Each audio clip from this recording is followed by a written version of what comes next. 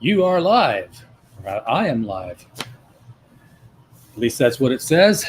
Welcome, everybody, to another broadcast from criticalblast.com down here in the Critical Blast Caverns. I am your host, RJ Carter, Senior Managing Editor at criticalblast.com, also the author of the latest Destroyer novels, which would be Bully Pulpit, Continental Divide, and Monumental Terror. There are two more in the works, and I'm working on another one tonight, even as we speak. It's kind of all up here, but don't worry, it will flow down out the fingers and onto the keyboard. Unfortunately, that's the only way it works until I build a neural interface, which will speed things along considerably, but I'm worried about the Freudian slips that might get out. Have to work the bugs out on that one. Anyway, did something this weekend that is always fun to do, and that was went to Half Price Books in University City in Missouri, one of our favorite places to go, and also went to Cosmic Comics in Belleville for some comic book shopping in both places. Now, of course, you can get a quarter bin at Half Price Books, and I can hit that pretty hard. Cosmic Comics has a $1 bin that's also fun to hit and dive into. And of course, that's also where I get my new comics. So I'm going to start off with some of the new comics. Some of them may be just newer comics, as they might not have come out this Wednesday. I think one of them might be a little older than this Wednesday. And we're going to start off with the best to the worst, and then we'll get into just kind of looking at the some fun back issue stuff that I picked up on the cheap. And while we're here, I want to tell you we are going to be running a giveaway, pointing to that in the description here. And rather than keep everybody in suspense, I'll just show what we're giving away now. We are giving away Beverly Hills Cop, the 3-movie collection, remastered on Blu-ray. So if you are interested in that, we have a link in the description that will take you to our contest entry page. There's several ways you can enter. We hope that you'll pick one or all of them, and some of them you can take multiple times throughout the week. So maximize your chances. So let's dig into it, shall we? Some of the best comics I've read this week. Believe it or not, with all the hullabaloo that's out there about Star Wars, best comic I read this week, Star Wars #1 from Marvel Comics by Charles Soule and art by Jesus Saez. Now, this is the variant cover, and I'm usually not a big variant buyer, but it didn't cost me any more. And I liked this one because it was the whole scene from, Ben's ghost is saying, "That boy is our last hope." And Yoda saying, "No, there is another." And Jackson hiding out here in the background. Yoda saying, "It's not you." I haven't seen Jackson in years. Not since Han Solo was having some of those adventures in the Marvel Comics of Star Wars. So it was nice to see old bunny ears back again. Great story, picks up right where The Empire Strikes Back leaves off. You've got Luke, his hand is still being healed. He doesn't have the bionic hand on it yet. He's, kind of in a slump. He's just found out Vader's his father. He hasn't told Leia. They're deciding whether or not they go after Han Solo or whether they go help the rebels that are backed into a corner. It's the rebels. They go to help them. They got to go get Han later, which of course is going to be in Return of the Jedi. We've already seen that. So this is filling in that space between those last two movies, and Charles Soule does a great job of that. This is exactly the kind of thing you want. Jesus Saez, his artwork perfectly captures the image of the people from the movie, the actors in their roles, without losing any of that dynamism that usually comes from what happens when comic book artists try too hard to make it look exactly like the actor. It's a comic book. It looks like a comic book, reads like a comic book. It's great comic book art, and it's great Star Wars. Bianca, thank you for joining us tonight. Appreciate you being here. Appreciate everyone who comes in here and helps us out here. We're growing slow, we're growing steady, but we are growing. So that's the good thing. It's better than going backwards, right? Second best comic, and I don't think this is new this week. I just think it's newish. Year of the Villain, The Infected, The Commissioner. This one's from Paul Jenkins. And this is, they've been doing these one-shots of the different people in the DC universe who've been infected with the dark universe matter to help create chaos and basically mess stuff up. we learned that Commissioner Gordon was one of those infected people, and he is doing his level best to level Gotham City. And that's pretty much it. That's the story there. Nobody knows he's evil yet, including his daughter. There's interaction with Batgirl. She thinks there's something weird going on, but of course he's her father, so she's going to trust him when he says, "Hey, this is going to happen here, and you need to go do this instead." A perfect person to turn to the dark side if you wanted to really mess things up in the DC universe. Take somebody trusted, an ally like Jim Gordon, and make him a bad guy. Of course, that's not going to last. I mean, with Alfred dead, Superman's identity out, I think we're just about 6 months away from serious reboot of the DC universe. Would not be a bit surprised. Probably what G5 will be all about, to start off with a big reboot. This one here, not quite as good, but not awful either. Batman Beyond number 39. Now this finds Terry McGinnis, the Batman of the future, the next generation Batman, suffering amnesia. He is out on the streets and homeless. So while he's doing that, there is some mysterious woman. There's the mystery of the Batwoman repeating itself, who is out there kicking butt and taking names. And while she's doing that, Bruce Wayne and Matt, Terry's little brother, who's also Robin, are watching from the Batcave because there's cameras everywhere. It makes it real easy. It's like Star Trek, the great big screen, no camera anywhere, but you can see anything. They're still trying to deduce who she is and whether or not she's going to be an ally, an asset, or whether she's going to get herself killed. My vote's on getting herself killed, because the very first person that she comes into contact with as a villain is Blight. Now, if you're a big fan of Batman Beyond, you know that Blight is Derek Powers. Derek Powers was the first villain of the series, in the animated series. He is the radioactive guy who is responsible for the murder of Terry's father. Information that Matt just finds out in this issue. So Batwoman is on her own against this high-level heavy hitter. And we still don't find out who she is, but we do have a good teaser for it. And it's going to come up next issue. Of course, Bruce Wayne, his money's on Barbara Gordon being Batwoman. And I'm like, seriously, dude? You're the world's greatest detective, and you think a woman in her 60s is suddenly trimmed down and in fighting trim and shape and out there kicking butt in a costume? It's some costume. I'm sorry, that was ageist and sexist of me, but it's also realistic, I think. Getting down to the last of the new purchases, Action Comics 1018. This is utter trash. Don't pick this up. Save your money. Don't even get the trade paperback reprints when this one comes out. What they're doing right now is this whole Justice League, Legion of Doom, Perpetua, Apex Lex. It's completely unfollowable. And of course, this is also leading into where Superman is going to reveal his identity to the world. He starts off by revealing his identity to a fire marshal who comes to Clark Kent for help, and is also planning to run for mayor. And Superman's going to trust her with his identity for, I'm going to do this in 41 hours, tell everybody, you keep my secret, y'all know you're trustworthy, and I will endorse you for mayor as Superman. Superman will get political. That's a first. So we have that happening. And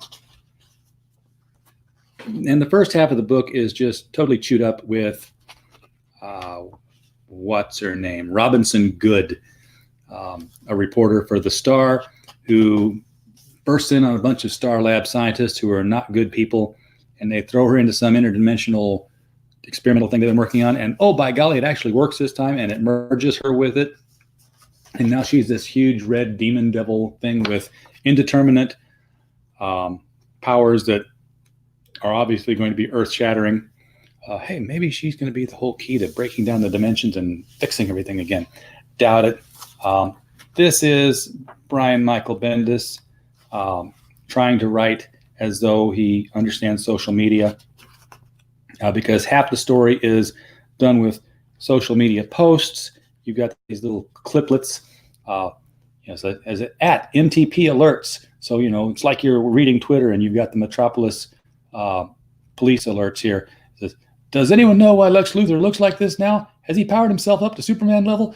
Like, you will see any city's police alert Twitter feed ask questions like this in the middle of action. That's completely stupid.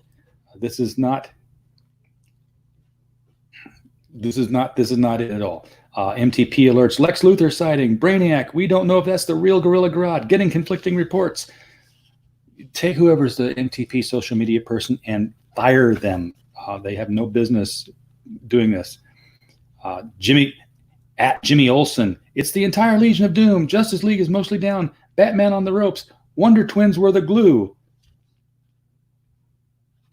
Jimmy, put the keyboard down. You don't know how to use it. The Wonder Twins were the glue. What have they been pounding the glue?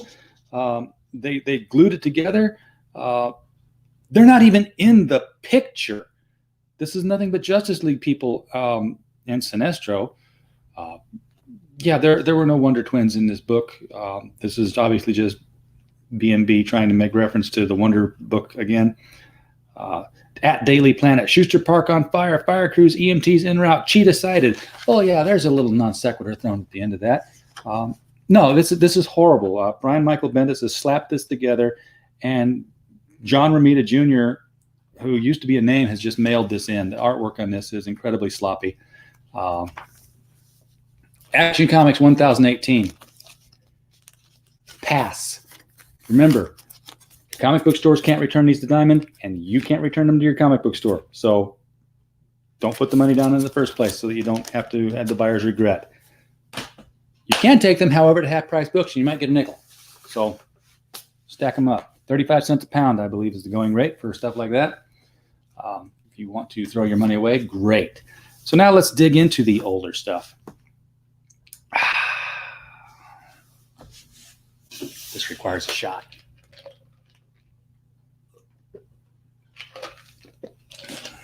Yes. Clear the old throat up there. Again, our giveaway and the link to it is for Beverly Hills Cop, the 3-movie collection on Blu-ray. This is brand new, still in the shrink wrap, arrived today, and it will go to somebody out there who goes to the link in our description. We will be running that for a week, and then pick a name, contact you, and send it your way. So, the first half-price books, old comics pickup, is a hardcover that I simply could not pass up, and that is Marv Wolfman and George Perez, New Teen Titans Games. Now, this, I know, did not come out to critical acclaim, but the New Teen Titans were basically, how can I put it? I mean, I've been collecting comic books since I was in kindergarten, and I learned how to read on them. So I was all over the place with my collection. But when New Teen Titans came out, it spoke to me because I'd been a Teen Titans fan above all else. The Nick Cardy and Bob Haney run, and then all the ones that came after that. Those were always different to me than the rest of the DC hero books. I don't know why, but they struck a chord in me, and I could really throw myself into those adventures. Maybe it's because I was a kid at the time reading about kids having these adventures. That's why they were invented in the first place, to be kid sidekicks, was to give you that reason to throw yourself into the story. So when New Teen Titans came out, and it had this insanely detailed George Perez artwork and this mature and complex storytelling from Marv Wolfman, I was hooked. I had every single issue of the run all the way up until it became Tales of the New Teen Titans. And then I collected the first 12 of those because it was still a new series while it was running in sequence with the new Baxter print of the New Titans. And then it became reprints of that, so I didn't have to keep collecting those. But that was a fun run. So I'm really looking forward into getting into this hardcover Games, New Teen Titans, an original graphic novel by Marv Wolfman and George Perez. And once I finish with that, I might just come back and do a review on that one because I don't know if I'm going to be disappointed or if I'm going to be thrilled. There's the thing about nostalgia. You know, you go back and you look at some of the stuff that you used to love, and you wonder why you ever did. I don't think that's going to happen with New Teen Titans. At least I hope it doesn't. And speaking of New Teen Titans, more from the back issue bin. Paid a little bit for this one, $5.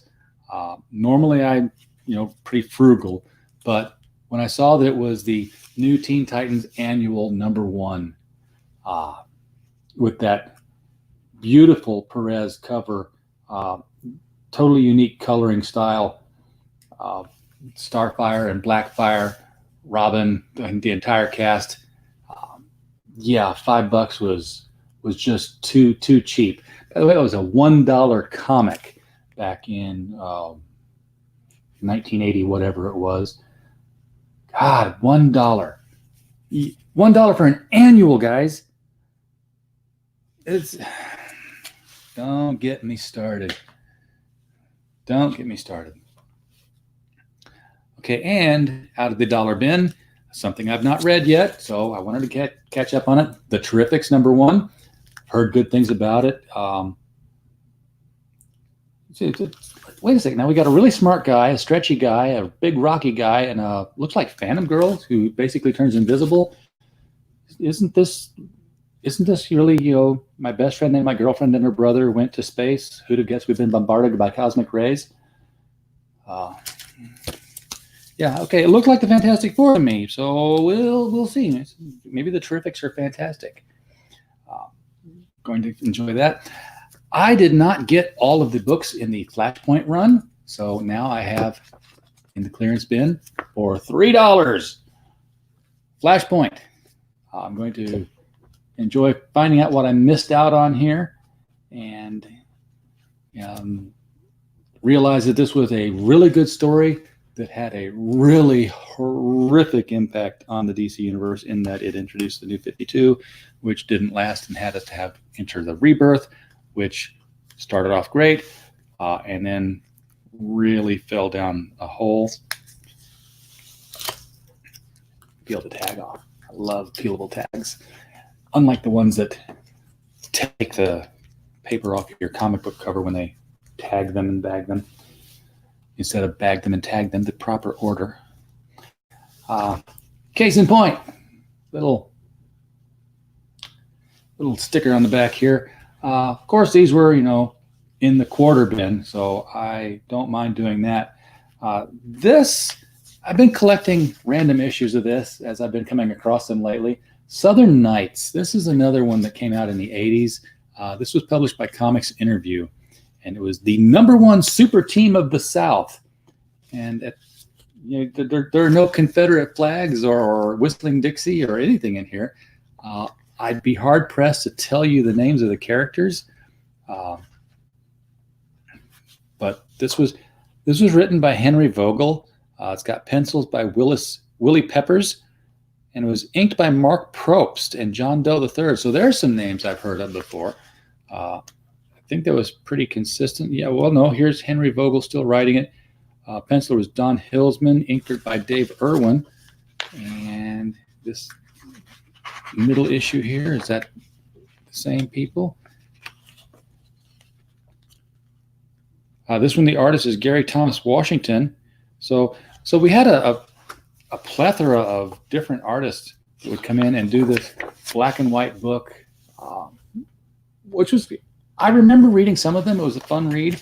I can tell you right from the back, I was reading the Aristocratic Extraterrestrial Time-Traveling Thieves, and if you think there's a Ninja Turtle influence on there, you're absolutely right. It was something that a lot of the books were going that 3 adjectives in a noun route. So it was good times, good times. It was a great time to be a comic book collector. So anyway, I'm getting a run of these Southern Nights here. If I get a large enough one, maybe I'll do a little bit of a show on them. Maybe even see if Mr. Henry Vogel is still around and would like to come on and talk about this project of his. That would be an interesting walk down memory lane. It's always nice when in the quarter bin you can find something that's kind of new-ish. In this case, Ultimatum #1. I had abandoned the Ultimate Universe a long time ago, but I remember that some of the books were fun to read. So for $0.25, you've got my attention. Also for $0.25, Dynamite's Masquerade and the Mighty Samson. So, more of that Project Superheroes goodness. I love what they do with the public domain heroes. And as a reminder, they are public domain. So if you can do a comic book and you can write a story and you're wondering who's in the public domain, go check out Dynamite because they'll have it there. And then over at Cosmic Comics, where they don't have a quarter bin, they do have a dollar bin. And I'll throw $1 on good comic. It takes a little bit more digging. For instance, Strange Adventures 177. I'm going to dig into this one for $1.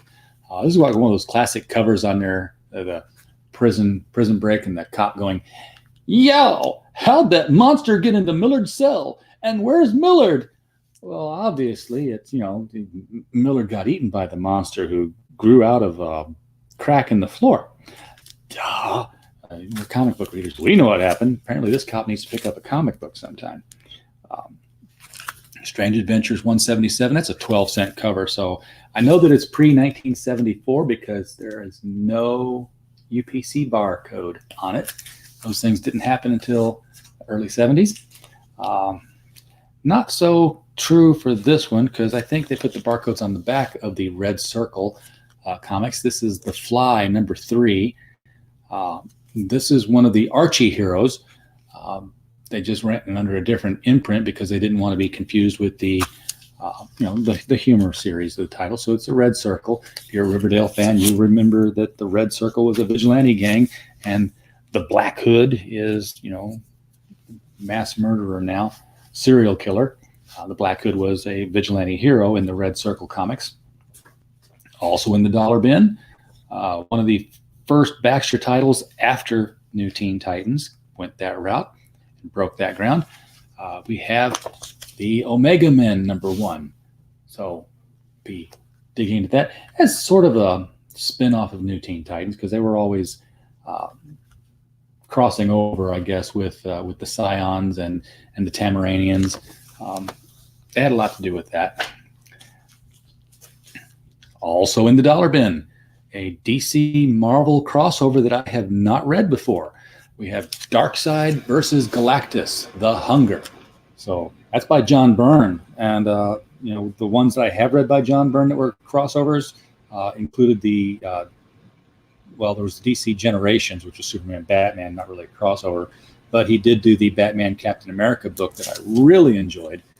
So if his Darkseid Galactus is anything like that, this is going to be a hoot, and I can't wait to get into that.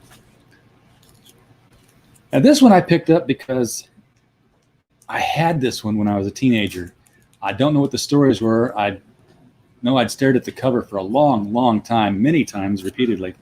It's a cover by Joko, and this is Twisted Tales #1 from PC Comics.